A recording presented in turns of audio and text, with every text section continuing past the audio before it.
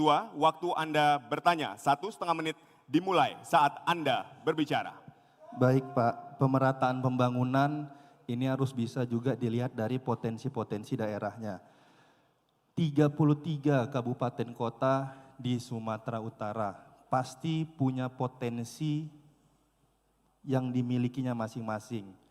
Ada potensi pertanian, ada potensi kelautan, ada potensi pariwisata Pak.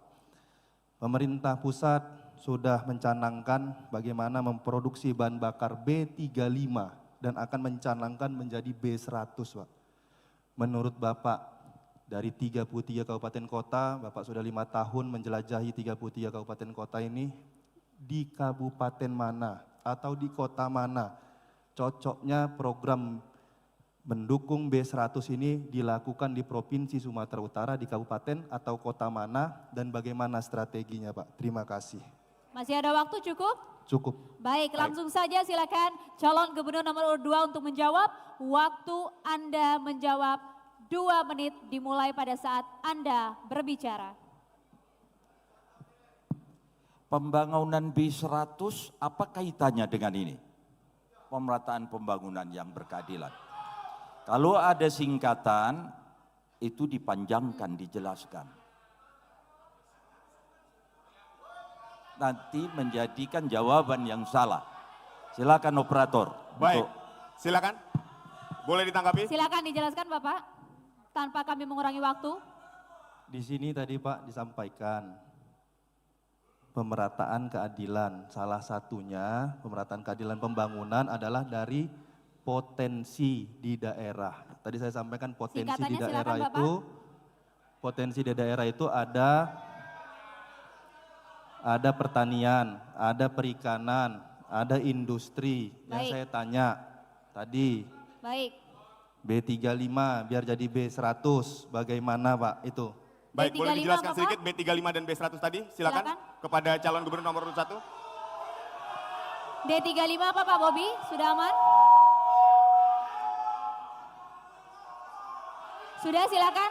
D35 silakan dijelaskan. Ini bahan bakar loh Pak Edi. Ini bahan bakar bio solar, bio industri. Penggunaannya kalau B35 itu 35%, itu dari nabati. Sisanya baru itu dari sudah paham Pak? Silakan calon gubernur nomor urut 2 untuk menjawab. Silakan langsung Bapak tanpa ada penambahan waktu, monggo. Pak Edi, langsung dijawab. Yang saya tanya B100 tadi itu apa? Itu. Oke, saya jawab. Baik. Potensi wilayah dari masing-masing kabupaten dan kota. Di situ ada peternakan. Habis. Baik. Makasih. Baik. Sekarang kami berikan harap tenang untuk hadirin semua yang ada di sini. Kita mohon kami untuk berikan tenang. kesempatan untuk calon gubernur nomor urut 1 menanggapi jawaban dari calon gubernur nomor urut 2. Silakan. Mohon izin Pak Edi, saya bukan mau menjebak, tidak Pak. Tapi seingat saya, Bapak pernah mencanangkan program ini Pak di Sumatera Utara. Saya ingat Bapak pernah mencanangkan, boleh dilihat. Bapak pernah mencanangkan ini tentang bagaimana menghasilkan kita hilirisasi dari kelapa sawit Pak. Bagaimana mendukung program pusat dari B35 menjadi B100, semua dari nabati. Ini harus bisa kita mulai dari penggunaan karena kita penghasil kelapa sawit Pak. Di daerah kita ini penghasil kelapa sawit. Dan kita harus memanfaatkan hilirisasi tersebut. Hilirisasi kelapa sawit yang harus benar bisa kita mulai.